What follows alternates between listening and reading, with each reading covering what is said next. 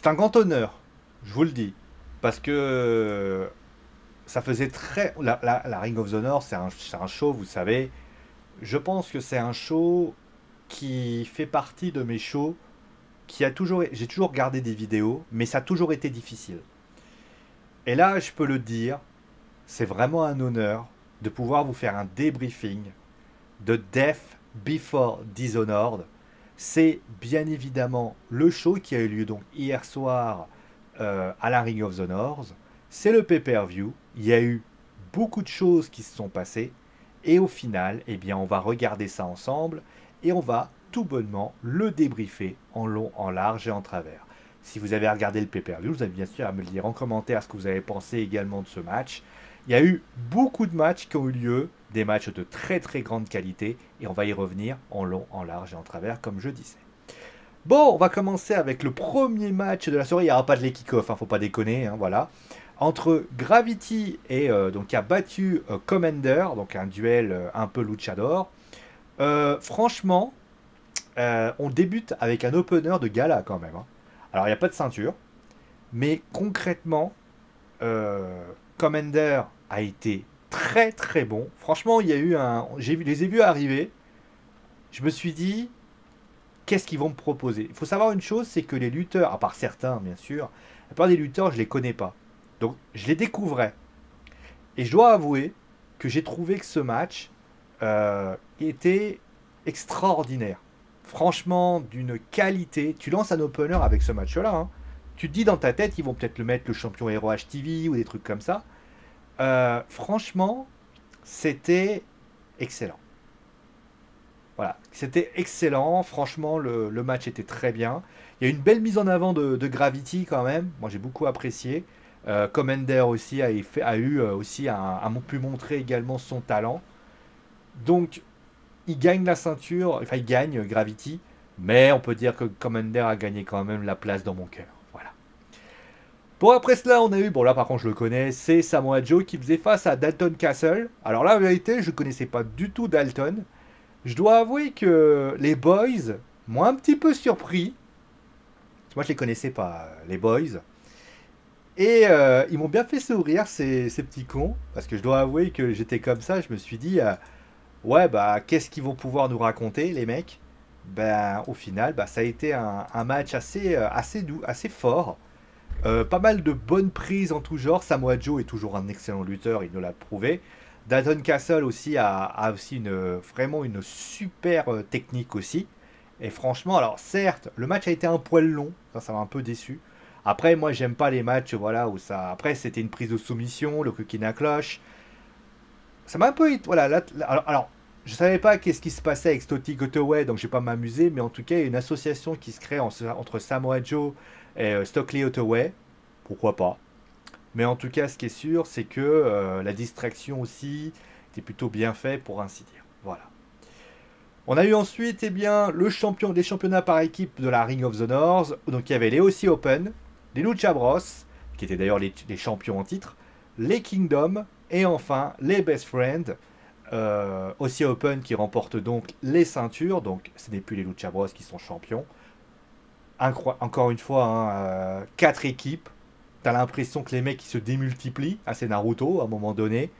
C'était incroyable, c'était beau, c'était tellement fort de café de voir ce match-là. Et je vais vous dire la vérité, j'ai adoré cette rencontre. Aussi Open qui gagne. Je les connais pas trop, donc je vais pas me permettre de les juger, mais au vu du premier match que j'ai vu, c'était assez incroyable. Bon, les Lucha Bros, je les ai vus à la AEW, donc c'est bien. Les Best Friends sont aussi très bons. Les Kingdom, avec notamment Mike Bennett, que l'on connaît bien sûr du côté bien de la WWE, hein, bien évidemment, sous le nom de Mike Kanellis. Et au final, bah, il fait son petit bonhomme de chemin.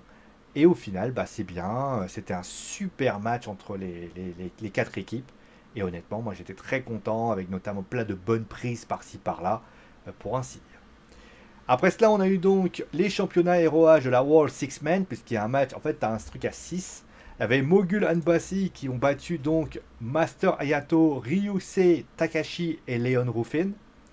Leon Ruffin, pour ceux qui s'en souviennent, a été notamment du côté de NXT. C'est lui qui avait remporté le titre face à Johnny Gargano, hein, souvenez-vous, titre nord-américain. Alors Mangulambussi, je crois qu'il y avait Brian Cage qui était dedans. C'est le seul que je connaissais. Ça aussi, très bon match entre les deux jeunes, entre les deux équipes.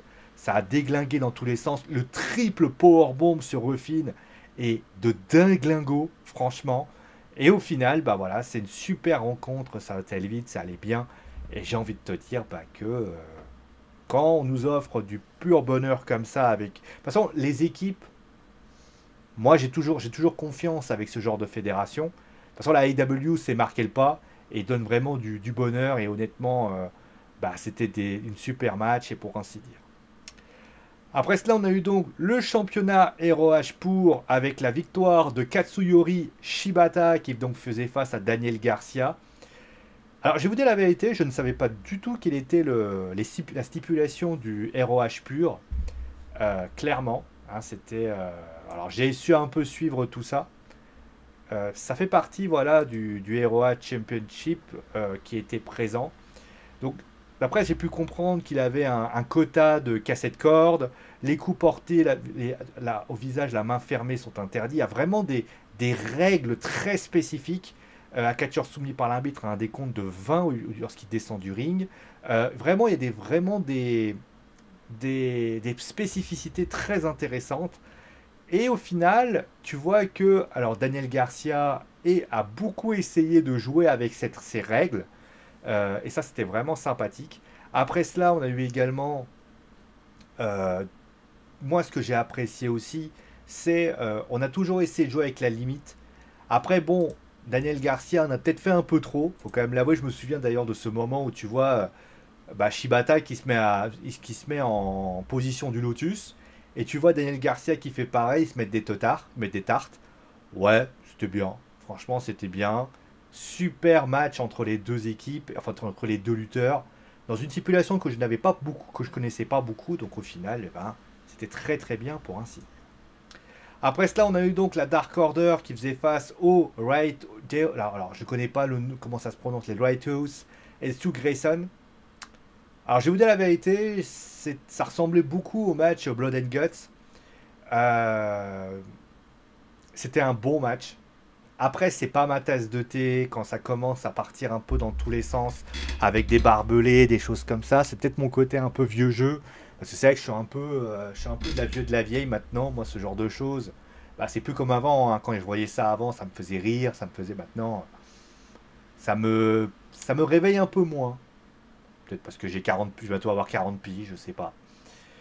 Après, ça veut pas dire que quand je vois ça, mais c'est vrai que quand je vois par exemple le madrier qui est porté et qui notamment est fait, les punaises. Après, c'était pas comme Blood and Guts, hein. C'était beaucoup moins. Mais j'avoue quand même, il y a eu des moments où je me suis dit, waouh, c'est quand même un peu chaud quand même. Voilà. Mais ça plaira à des gens qui plairont. Et moi, j'ai beaucoup apprécié ça. Voilà. Donc après cela, ah, pardon, merde, on a Claudio Castagnoli qui faisait face à Pac. Alors, j'étais pas étonné par la défaite de Pac dans le sens où c'était quand même Marc Briscoe qui devait prendre sa place. Donc je me dis bien que c'est pas Pac qui allait réussir à récupérer la ceinture. Il y a eu quand même des distractions avec Wheeler Yuta qui est venu, les Lucha Bros qui sont venus également, les Best Friends qui sont venus, Orange Cassidy qui a mis un coup. Euh, j'ai envie de dire que le match était très très bon aussi. Vraiment un super match entre les deux. J'ai trouvé que c'était... moi, ce que j'ai aimé quand même, c'est que les deux ont... C'est toujours pareil, ils ont mis tout ce qu'ils avaient. Pac a été à son image, Claudio a été plus technique. Et au final, eh ben, ça donne un match d'une très très grande qualité. Pardon. Et au final, eh ben, les interventions de la fin avec Wheeler Yuta qui a causé une distraction, c'est aussi un bon moyen aussi de ne pas perdre Pac dans l'histoire. Donc finalement, c'était bien et on peut être très très content voilà, du match. En tout cas, Pac, il est revenu il y a quelques semaines. Bah, j'ai envie de te dire, bah, il gagne des points et Claudio, en tout cas, bah, il continue à en gagner avec d'excellentes factures. Et on va terminer bien sûr avec le main event. C'était le titre féminin de la AEW, Athena, qui faisait face à Willow Nightingale. Alors pourquoi la AEW? Parce que la AEW est le propriétaire de la ROH. Rappelle, hein, Willow Nightingale qui avait remporté le tournoi Owen Hart, donc qui avait obtenu ça. Alors, Athena contre Willow Nightingale, c'était beau. C'était beau. Nightingale a été extraordinaire. Le match était digne d'un main event. Il était beau. Il était incroyable. Et vous savez, la Ring of the North, c'est pas une fédération qui s'occupe beaucoup de la division féminine. Je suis désolé de dire ça, hein, c'est la vérité. Il fallait donc quelque chose pour donner envie aux fans de catch de dire hey, la ROH peut proposer du catch féminin. Et vous savez quoi? Ben, c'est ce qu'ils ont fait en fait. C'est ce qu'ils ont fait. Et ils l'ont fait avec qualité. Ils l'ont fait avec générosité. Willow Nightingale a été incroyable de qualité. Je suis, mais franchement, je suis ébahi par le niveau de cette jeune fille que je connaissais pas du tout. Athena, on la connaît, c'est Ember Moon et on la connaissait. Mais sincèrement, moi je l'ai... Félicitations. Félicitations. Franchement, j'ai rien à dire. C'était un match de gala. C'était un match d'une beauté comme jamais j'ai vu ça. Alors j'ai précisé, c'est pas pour la AEW, je me suis trompé, c'est pour la Ring of the North, bien sûr. Athena qui gagne contre Willow Nightingale, parce que oui, c'est Tony Storm qui est champion de la AEW, je me suis trompé. Clairement, même plus la miniature est dessus. Sio, t'es fatigué aujourd'hui. Mais sincèrement, incroyable. Incroyable. Et donc ça va me donner littéralement la fin du débriefing de ce pay-per-view. Vous savez, je regardais une vidéo Stewie qui était chez Zach en roue libre, et il parlait notamment, par exemple, vous savez, des lutteurs qui malheureusement n'ont pas réussi à percer à la WWE et qui au final réussissent à percer à l'étranger. Bah, si vous enlevez Samoa Joe, qui reste Samoa Joe, hein, et qui aurait pu faire une grosse carrière s'il n'y avait pas eu d'autres choses qui se sont passées, on a quand même du talent. On a Will Ospreay, on le connaît. Mais on a notamment, bien sûr, des lutteurs comme Will Ospreay. On a des lutteurs comme Zack the Sabre Jr. On a des lutteurs comme Claudio qui retrouve une nouvelle jeunesse grâce à la présence de la AEW. On voit Athena qui livre une prestation de dingue. Tony Storm, bien sûr. Je ne sais pas si ces lutteurs reviendront à la WWE, ça j'en sais rien. Mais une meuf comme Athena, elle vient littéralement de bouffer des lutteuses comme Becky Lynch, Charlotte Flair, des lutteuses qui au final se disent dans le top. Mais la montagne est grande. Et au final, eh ben, Athena, peut-être qu'elle n'a pas l'exposition qu'elle devrait avoir. Parce qu'elle n'a pas l'exposition que peut avoir une WWE. Mais tu vois ce match-là, tu te dis... Et d'ailleurs, une fille comme Willow Nightingale, tu la regardes, tu te dis... La petite, parce que ça reste une petite pour moi, elle est très... Elle a quoi? Elle a 29 ans. Mais tu vois le talent, putain. Tu vois le talent de cette petite qui est incroyable. Moi, elle m'épate, cette petite. Elle est talentueuse, elle a plein de qualités. C'est pour moi une lutteuse que j'ai rarement vue avec de la passion, avec de la force, avec du caractère. Et au final, ça te donne un show de gala. Je me dis, bordel, j'ai tellement bien fait de débriefer ce show. Parce que finalement, quand tu es un peu frustré, parce que malheureusement, la WWE te fait parfois des shows qui sont pas à piquer des hannetons, bah tu te dis dans ta tête quand même bah, que t'en as qui te donnent quand même plaisir de te dire, bah le catch, c'est pas que du entertainment, mais c'est aussi parfois du wrestling.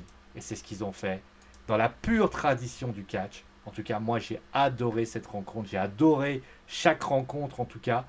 Oui, Il y aura des choses à dire, mais moi je m'en fous des storylines, je suis pas là pour ça. Mais en tout cas, bravo à eux, bravo à elle, parce que clairement, le show a été grand et j'ai pris du plaisir à le suivre. Et c'est tout ce but. Voilà.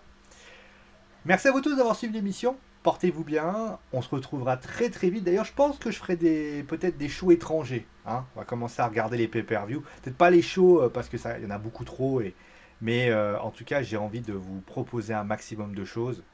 Et j'ai envie de vous dire, bah, vive le bonheur, vive le catch. Parce que c'était bon le catch. Ciao tout le monde.